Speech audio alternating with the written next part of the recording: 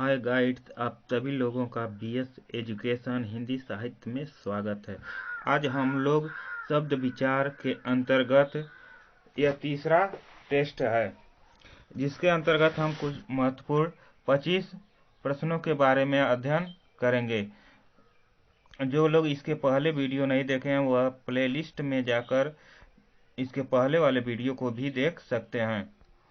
आइए देर न करते हुए इस वीडियो का पहला क्वेश्चन स्टार्ट करते हैं।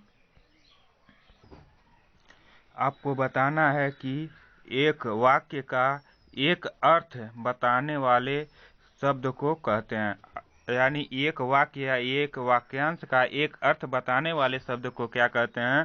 श्रुति संभिन्नार्थक शब्द कहते हैं, पर्यायवाची शब्द कहते हैं, एकार्थी शब्द कहते हैं या अनेकार्थी शब्द कहते हैं। बताइए प्रश्न नंबर 1 में कौन सा सही है? ए सही है, बी सही है, सी सही है या डी सही है? तो इसमें क्या हो जाएगा? आप लोग जानते हैं कि श्रुति संभिन्नार्थक शब्द ऐसा शब्द जो सुनने में समान हो लेकिन उसका अलग अलग अर्थ बताता हो उसे हम श्रुति संभिन्नार्थक शब्द कहते हैं।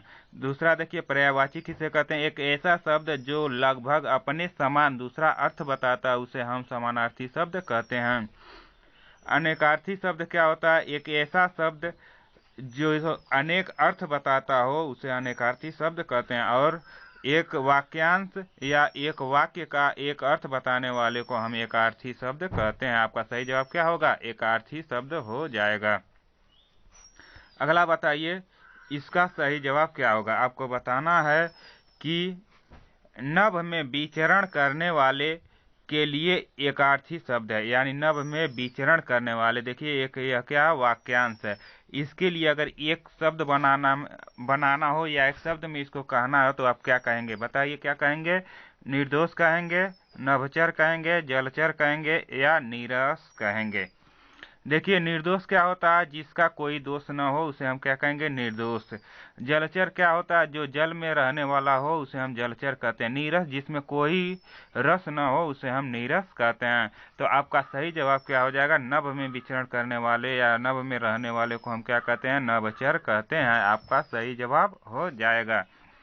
बताइए प्रश्न नंबर 3 का सही जवाब क्या होगा?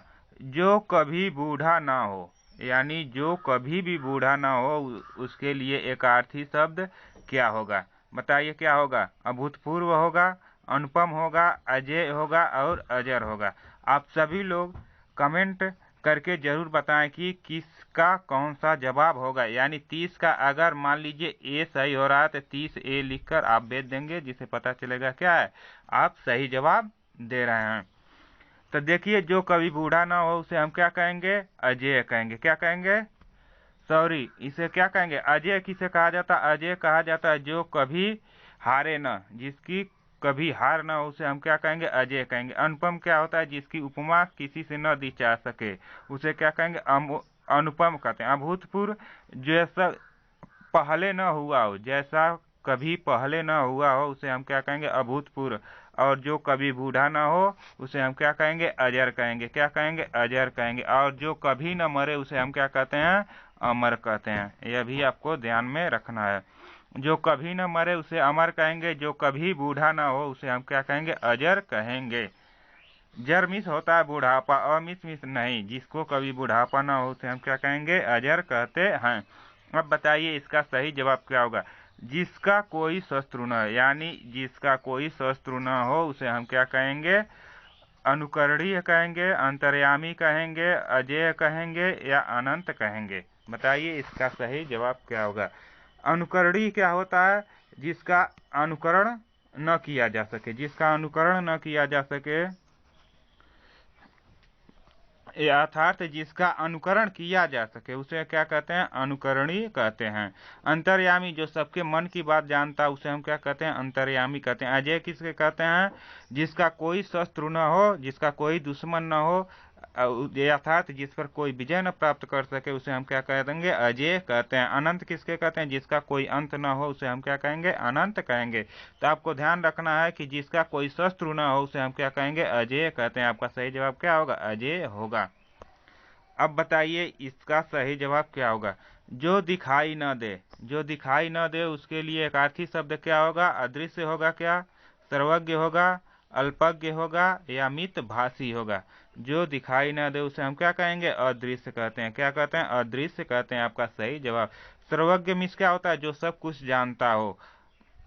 चलिए इसके बाद अगला क्वेश्चन देखते हैं, इसका सही जवाब क्या होता है। मन की बात जानने वाला, यानी जो मन की बात को जानता है उसके लिए एक अर्थी शब्द क्या होगा? एक शब्द क्या होगा?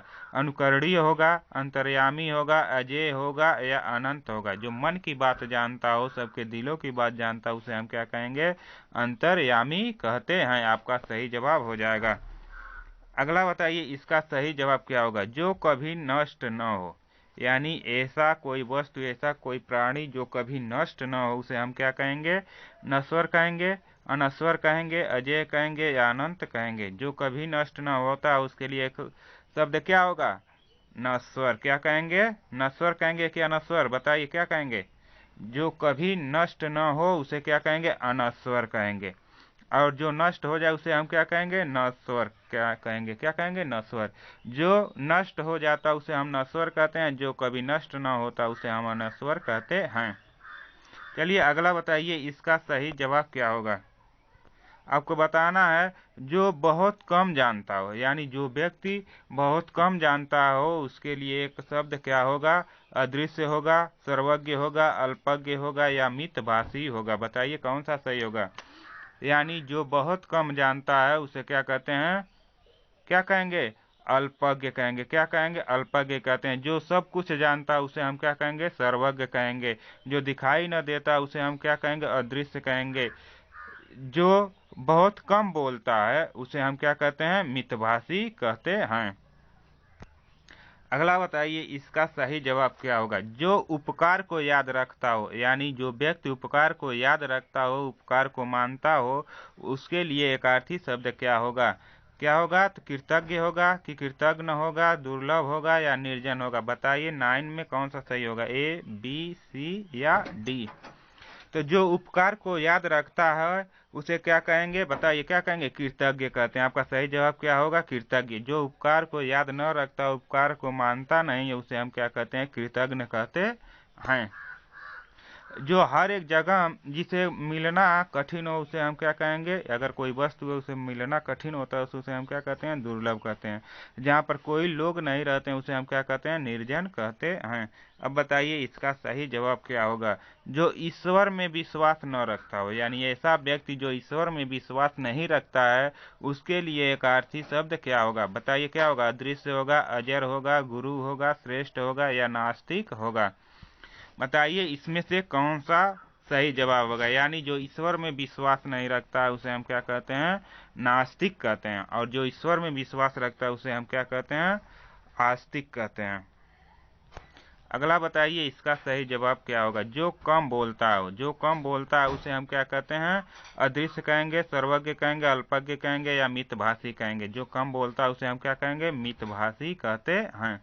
अगला बताइए इसका सही जवाब क्या होगा? जिसका पति मर गया हो, यानी जिस स्त्री का पति मर गया उसको एक शब्द में क्या कहेंगे? अजर कहेंगे, विधवा कहेंगे, सधवा कहेंगे या अमूल्य कहेंगे?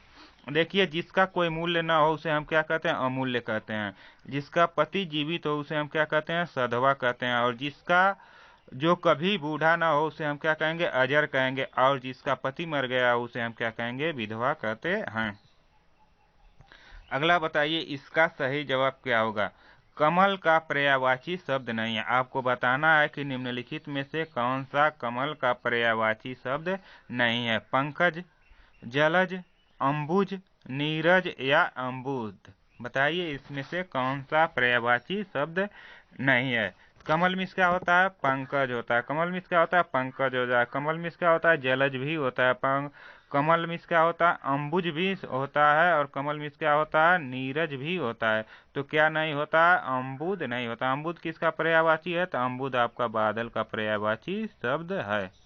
अम्बुद मिस क्या होता है? बादल। द मिस देने वाला, अम्बु मिस पानी, पानी देने वाला कौन होता है? बादल। अगला बताइए इसका सही जवाब क्या होगा?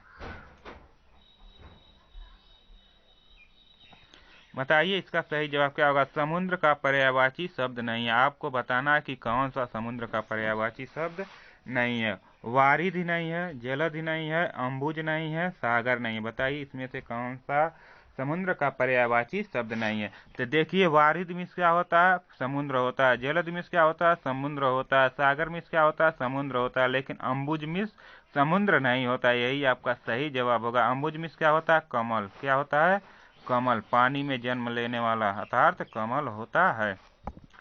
अगला बताइए इसका सही जवाब क्या होगा। आपको बताना है कि गणेश का पर्यायवाची शब्द नहीं है। बताइए इसमें से कौन सा गणेश का पर्यायवाची शब्द नहीं है। तो गणेश में क्या पर्यायवाची शब्द नहीं है, बताइए क्या नहीं है। लंबोदर नहीं है, गजानन नहीं है, चक्रपाणी नहीं है, या विनायक नहीं है। तो आप सभी लोग जानते हैं गणेश मिस क्या होता है, लंबोदर होता है। गणेश मिस क्या होता है, गजानन भी होता है। गणेश मिस क्या होता है, विनायक होता है। लेकिन कौन सा नहीं होता है, तो चक्रपाणी आपका गणेश का पर्यायवाची शब्द नहीं है। तो चक्रपाणी किसका पर्यायवाची शब्द है, तो आपका विष्णु का पर्यायवाची शब्द है चक्रपाणी। यानी जिसके हाथ में चक्र हो उसे कौन है, विष्णु। चक्रपाणी में क्या होता है, विष्णु होता है। अगला बताइए इसका सही जवाब क्या होगा। बादल का पर्यायवाची शब्द नहीं है। आपको बताना कि कौन सा इसमें से बादल का पर्यायवाची शब्द नहीं है। वारिद नहीं है, जलद नहीं है, जलज नहीं है, जलधर नहीं है। बताइए इसमें से कौन सा बादल का पर्यायवाची शब्द नहीं होगा। बताइए 16 में कौन सा सही, ए सही है, बी सही है, सी सही है, या डी सही है। देखिए वारिद, वारिद मीन्स क्या होता है, बादल। जलद मीन्स क्या होता है, बादल। जलधर मीन्स क्या होता है, बादल। लेकिन जलज मीन्स क्या होता है, बादल का पर्यायवाची शब्द नहीं है। अगला बताइए इसका सही जवाब क्या होगा। वन, वन का पर्यायवाची शब्द नहीं है। आपको बताना है कि निम्नलिखित में से कौन सा वन का पर्यायवाची शब्द नहीं है। अभ्यागत नहीं है, अरण्य नहीं है, कानन नहीं है, या जंगल नहीं है। देखिए वन मिस क्या होता है, अरण्य होता है। वन मिस क्या होता है, कानन भी होता है। और वन मिस क्या होता है, जंगल भी होता है। तो कौन सा नहीं होता है, अभ्यागत नहीं होता। अभ्यागत किसको कहा जाता है, तो अभ्यागत आपका अतिथि का पर्यायवाची शब्द है। किसका पर्यायवाची है, अतिथि का पर्यायवाची शब्द है। अगला बताइए इसका सही जवाब क्या होगा। आपको बताना है कि उपकार का विपरार्थक शब्द है। बताइए कि निम्नलिखित में से कौन सा उपकार का विपरार्थक शब्द है। विपरार्थक किसे कहते हैं, विपरार्थक का मतलब होता है क्या, जो विपरीत अर्थ दे अर्थात विलोम। जो विलोम शब्द होता है इसी को विपरार्थक शब्द कहते हैं। बताइए इसमें से कौन सा विपरार्थक शब्द है। अमृत, अपकार, उपेक्षा, या निर्गुण। तो अपकार मीन्स क्या होता है, अपकार का विलोम होता है अपकार। उपकार मीन्स क्या होता है, भलाई करने वाला। अपकार मीन्स भलाई न करने वाला। अब देखिए अमृत, अमृत का विलोम क्या हो जाएगा, विष। अमृत का विलोम क्या होगा, विष हो जाएगा। अगर उपेक्षा का पूछा जाए तो उपेक्षा का अपेक्षा होता है। क्या होता है, अपेक्षा। निर्गुण का क्या होता है, निर्गुण का होता है सगुण। क्या होता है, सगुण। इस तरह से इसका क्या हो जाएगा, विलोम शब्द हो जाएगा। अगला बताइए इसका सही जवाब क्या होगा। दीर्घ का विपरार्थक शब्द है। आपको बताना है कि कौन सा दीर्घ का विपरार्थक शब्द है। हस्व है, बड़ा है, गुरु है, या श्रेष्ठ है। बताइए इसमें से कौन सा होगा। देखिए दीर्घ मिस क्या होता है, बड़ा भी होता है। दीर्घ मिस क्या होता है, गुरु भी होता है। दीर्घ मिस श्रेष्ठ भी होता है। लेकिन कौन सा नहीं होता, हस्व नहीं होता। हस्व मिस क्या होता है, छोटा। हस्व मिस क्या होता है, छोटा। जैसे आप लोग पढ़ते हैं ना दीर्घ स्वर और हस्व स्वर, उसी तरह से दीर्घ का क्या हो जाएगा, हस्व विलोम शब्द हो जाएगा। अगला बताइए इसका सही जवाब क्या होगा।